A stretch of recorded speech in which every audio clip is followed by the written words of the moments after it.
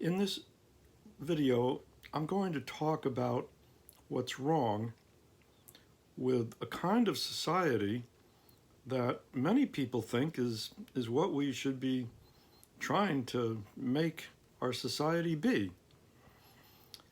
I call this kind of society mom and pop capitalism, but maybe a better way to convey what I'm referring to would be to cite that heartwarming film that almost everybody has seen and watches again and again during Christmas season, called A Wonderful Life, with starring Jimmy Stewart. And Jimmy Stewart plays, what's his name? The character he plays is George Bailey in a town called Bedford Falls, New York. I'm referring to my notes here. And it's one of the most popular classic films in the United States, at least, maybe elsewhere in the world as well. And it portrays the George Bailey character is a wonderful guy. He's a small banker in a small town, and well, the film is about how things have gone bad in the town because of the greed of other capitalists and turning it into a bad place to live and so forth. But George Bailey, in the town that he is trying to make it be, it's wonderful. It's the picture of a place where people are friendly, and the banker and the other little small businesses are really just there to provide services that people need in a friendly way. Some people might be a little richer than other people, and some people might be a little poorer than other people, but nobody's too rich and nobody's too poor. So, you could sort of refer to this as not too rich and not too poor society. But I've been advocating a no rich and no poor society. So what's wrong with a not too rich and not too poor society? Mom and pop capitalism.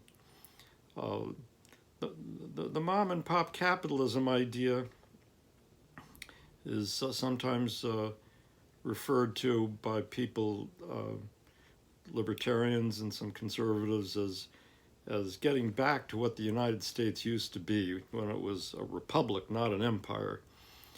When the government was there to provide some useful services, but didn't have military bases all over the world, and there was no extreme class inequality with people like Jeff Bezos and Warren Buffett and Bill Gates. It's just three individuals owning more than wealth than half the entire bottom of the population, the bottom half of the population.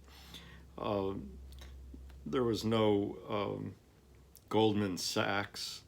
There was no the horrible aspects of extreme class inequality. And people say, if we could only go back to that, where there would be a real representative democracy according to what the Constitution, seems to talk about, where the politicians are elected and they really do represent the people. And if they don't, the people can, vote them out.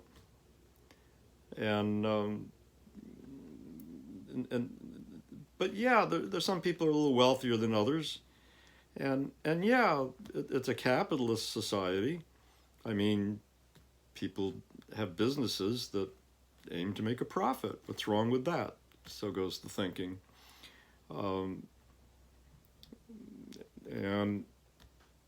there might be a business that fails, but, people might be laid off as a result, out of work, but not for too long, and they'll be hired, find jobs with some other business, and things will be fine. and yeah, it's a capitalist system, so people can have their private property, and people can pursue their self-interest, but it's in a way that, like in Bedford Falls, George Bailey, it's in a way that doesn't hurt anybody. It's just motivates them to produce a better mousetrap and provide a better service and so forth. Okay, well, what's wrong with that kind of society? Here's what's wrong. It's a capitalist society, and it's based on capitalist principles. And those include that the purpose of economic activity is to make a profit, to get as wealthy as possible for the owner of the business, to sell things for what the market price is,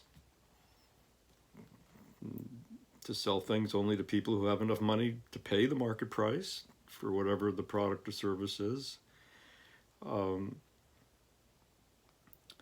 These might not sound like such terrible principles, but here's the thing. When a society is based on these principles, as opposed to the egalitarian principles, which are no rich and no poor equality and mutual aid, not competition to get richer than other people.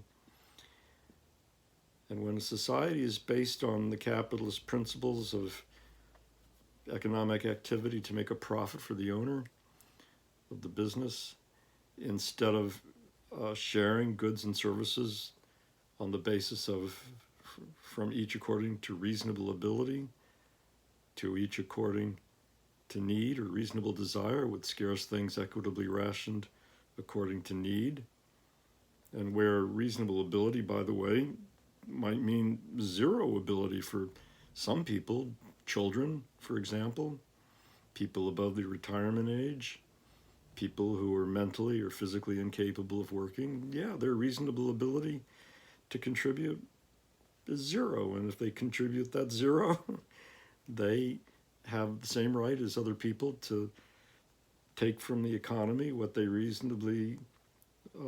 what they need or reasonably desire, or to have an equal status when those scarce things are equitably rationed according to need. So getting back, when the mom and pop capitalist society, the George Bailey It's a Wonderful Life society, is based on capitalist principles, what happens is what did in fact happen in the United States when it was to a large extent a mom and pop kind of capitalist society. What happens is that inevitably some people become a little richer than other people. I say inevitably because if you think about it, luck alone is going to make that happen. Some people are going to be an only child and inherit a lot from their parents, and other people are going to have a lot of siblings and inherit a lot less. Some people are going to have the unluck of their house burning down or a crop failure, and other people won't. Some people are going to, buy some land thinking that it's just a nice piece of land, and that's all it is. And other people buy some land thinking it's just a nice piece of land, and lo and behold, it turns out it's got oil or gold or copper or something expensive under the surface, and now they're much richer than the other fellow. Now you might say, well, on average that would sort of even out. Some people would get a little richer, but then they'd get poorer because luck comes and goes, good luck, bad luck. But here's the problem. As soon as someone becomes even a little bit wealthier than other people,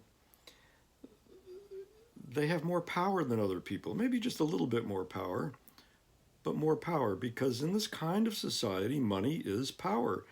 Money is what you can use to buy the services of other people, to bribe other people, to get favors from government officials that other people can't get, to get politicians to make the law be a little bit more in your favor instead of your competitor's favor.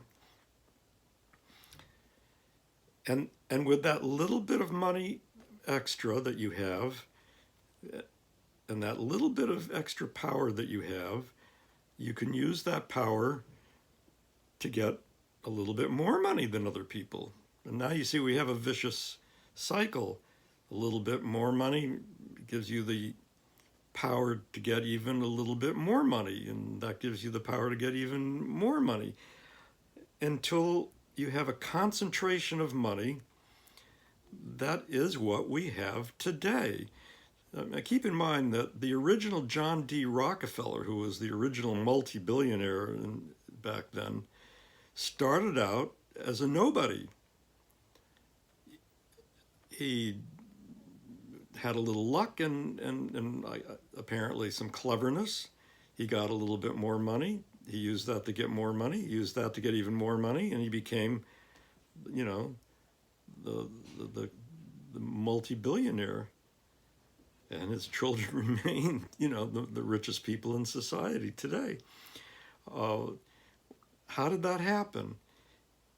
It happened because if a society is based on capitalist principles, no matter how nice it may seem initially, the George Bailey Wonderful Life kind of mom and pop paradise almost, nonetheless, the dynamics, the forces of change cause the society to change. They cause the society to be one in which wealth becomes more and more concentrated in the hands of a few. And it ends up being what we have today, extreme class inequality, where an upper class treats the rest of us, the lower class, like dirt to keep us in our place. You know, where the upper class is basically a dictatorship of the rich, and it's a fake democracy. And if you advocate for a mom and pop capitalism where it's based on capitalist principles, and you say, but it's okay because no one's too rich and no one's too poor, what you're actually advocating for, without realizing it, is also for the kind of society that mom and pop capitalist society will inevitably turn into.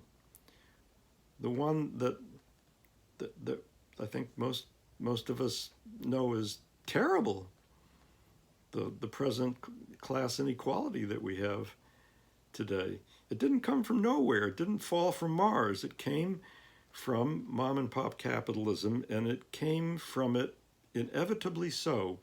And that's why I advocate that we explicitly aim for no rich and no poor on a completely different basis than capitalism, which is the sharing services and products on the basis of from each according to reasonable ability, to each according to need or reasonable desire, with scarce things equitably rationed according to need. And this is morally what most people think is right. And so it shouldn't be that hard to make it happen if we mobilize the vast majority of people who want to live in that kind of society where we help each other and not be pitted against each other so that a ruling elite can dominate and control us. So thank you very much. I've written about this with articles that are linked at the bottom, so I hope you will take a look at them. And please subscribe to my YouTube channel. Thank you.